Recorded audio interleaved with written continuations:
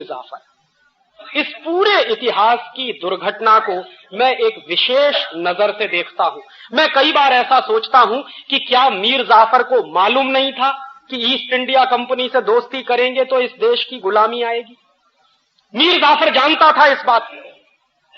मीर जाफर बराबर जानता था कि मैं मेरे कुर्सी के लालच में जो खेल खेल रहा हूं, उस खेल में इस देश को सैकड़ों वर्षों की गुलामी आ सकती है। ये वो जानता था। और यह भी जानता था कि अपने स्वार्थ में, अपने लालच में मैं जो गद्दारी करने जा रहा हूं इस देश के साथ, उसके क्या दुष्परिणाम होंगे वो भी उसको मालूम थे। लेकिन इसका होता कि हम 1757 ऐसा सोचता हूं कि गुलामी से आजाद हो जाते, क्योंकि 18,000 सिपाही हमारे पास थे और 300 अंग्रेज सिपाहियों को मारना बिल्कुल आसान काम था हमारे लिए। हम 1757 में ही अंग्रेजों की गुलामी से आजाद हो जाते, एक बात। और दूसरी बात, ये जो 200 वर्ष की गुलामी हमको झेलनी पड़ी 1757 से 1947 तक की, और उस 200 वर्ष की गुलामी को भगाने के लिए 6 लाख लोगों की जो कुर्बानियां हमको देनी पड़ी, वो बच गया होता। भगत सिंह, चंद्रशेखर, ऊधम सिंह, तात्या टोपे, झांसी की रानी लक्ष्मीबाई, सुभाष चंद्र बोस, ऐसे ऐसे नौजवानों की कुर्बानियां दी हैं। ये कोई छोटे मोटे लोग नहीं थे। सुभाष चंद्र बोस तो आईसीएस टॉपर थे। ऊधम सिंह चाहता तो अय्याशी कर सकता था, बड़े बाप का बेटा था। भगत सिंह और चंद्रशेखर की भी यही हैसियत थी। चाहते तो जिंदगी की, जवानी की रंगरेलियां मनाते और अपनी नौजवानी को ऐसे फंदे में नहीं फंसाते। ये सारे वो नौजवान थे जिनका खून इस देश के लिए बहुत महत्वपूर्ण था। 6 लाख ऐसे नौजवानों की कुर्बानियां जो हमने दी, वो नहीं देनी पड़ती। और अंग्रेजों की जो यातनाएं सही, जो अपमान हमने बर्दाश्त किया, वो नहीं करना पड़ता अगर एक आदमी नहीं होता, मीर जाफर। लेकिन चूंकि मीर जाफर था और मीर जाफर का लालच था कुर्सी का और पैसे का, उस लालच ने इस देश को 200 वर्ष के लिए गुलाम बना दिया। और मैं आपसे यही कहने आया हूं कि 1757 में तो एक मीर जाफर था, आज हिंदुस्तान में हजारों मीर जाफर।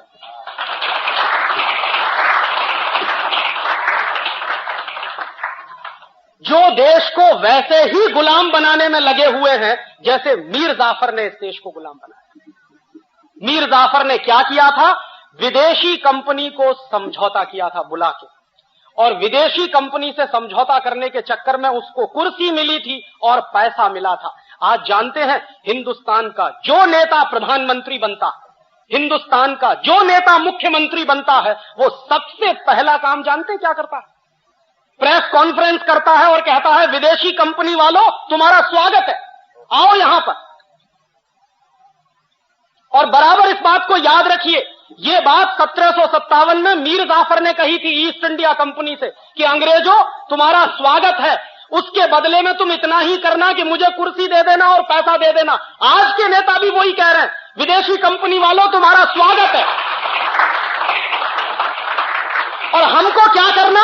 हमको कुछ नहीं, मुख्यमंत्री बनवा देना, प्रधानमंत्री बनवा देना, 100-200 करोड़ रुपए की रिश्वत दे देना, बोफोर्स के माध्यम से हो या एनरॉन के माध्यम से हो, हम उसी में खुश हो जाएंगे, सारा देश हम आपके हवाले कर देंगे। ये इस समय चल रहा, और इतिहास की वही दुर्घटना दोहराई जा रही है जो 1757 में हो चुकी। और मैं आपसे मेरे दिल का दर्द कह रहा हूं कि एक ईस्ट इंडिया कंपनी 200-250 वर्ष इस देश को गुलाम बना सकती है, लूट सकती है, तो आज तो इन मीर जाफरों ने 4000 विदेशी कंपनियों को बुला लिया। आपको मालूम है, इस देश में रोज समझौते होते हैं विदेशी कंपनियों से, और दरवाजा खोलकर विदेशी कंपनियों को ऐसे बुलाया जा रहा है जैसे वही अब इस देश के भाग्य का निर्धारण करेंगे। और इसमें हर एक पार्टी शामिल है। मैं किसी पार्टी का नाम नहीं लेना चाहता क्योंकि मंदिर की पवित्रता का मुझे ध्यान है। ये सब चोर और मीर जाफरों की औलाद है। जो पार्टी वाले हो, किसी का नाम लेने की जरूरत नहीं। सत्ता में जब नहीं रहते हैं तो विदेशी कंपनियों का विरोध करते हैं, और जैसे ही कुर्सी मिल जाती है, सबसे पहला काम विदेशी कंपनियों को बुला के उनके सामने साष्टांग दंडवत प्रणाम करके समझौते करते हैं। और कोई भी एक नेता इस देश का अपवाद नहीं है।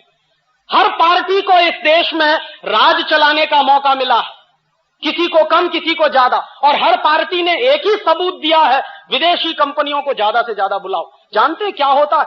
महाराष्ट्र में अभी एक नाटक और तमाशा होके चुका। उस तमाशे को आपने पढ़ा होगा, 2-3 दिन अखबारों में चर्चा का विषय रहा। जानते हैं क्या है? एडवांटेज महाराष्ट्र। और वो एडवांटेज महाराष्ट्र क्या है? महाराष्ट्र में विदेशी कंपनियों का खुला स्वागत है, आप लूटने के लिए आइए, ये कहने के लिए वो तमाशा आयोजित हुआ। और ऐसे तमाशे हिंदुस्तान के हर प्रदेश में हो रहे हैं। और जानते हैं होड़ क्या लगी हुई है? हर एक मुख्यमंत्री दूसरे मुख्यमंत्री के साथ इस कंपटीशन में लगा हुआ है कि मेरे प्रदेश में ज्यादा विदेशी कंपनियां या तुम्हारे प्रदेश में ज्यादा विदेशी कंपनियां। इतने बड़े लेवल पे ये नाटक चल रहा। और इस नाटक के सूत्र देखिए क्या क्या है। अभी तक क्या था कि विदेशी कंपनियों को बुलाने के लिए इस देश में कुछ कायदे थे, कुछ कानून थे, उनके चलते वो ज्यादा से ज्यादा 39% की पूंजी लेकर आती थी। सरकार ने फैसला किया लिबरलाइजेशन के नाम पर कि अब विदेशी कंपनियों को 39% से 51% तक पूंजी लगाने की खुली छूट है। और 51% के बाद 74% तक विदेशी पूंजी लगाने की छूट है। और अब फैसला हो गया है कि 100% तक पूंजी लगाने की खुली छूट है। माने 100% विदेशी कंपनियों को खुली छूट है। वो आ रहे हैं, पहले आए थे, ध्यान रखिए, बंदूक लेकर तलवार लेकर लूटने के लिए। अब की बार लूटने को उनके लिए बंदूक और तलवार की जरूरत नहीं है। उनको यहां अपनी सरकार बनाने की जरूरत नहीं है। जब यहां का हर नेता मीर जाफर हो गया है तो उनको जरूरत क्या है रॉबर्ट क्लाइव को भेजने की। और बहस पता है क्या चल रही है? अगर ध्यान से आप पढ़ते हो तो अखबारों में अभी एक बहुत बड़े नेता का बयान आया, मैं उसका भी नाम नहीं लेना चाहता। एक बड़े नेता जो बहुत जिम्मेदार माने जाते हैं, इस देश के एक्स फाइनेंस मिनिस्टर रहे, उनका बयान पता है क्या?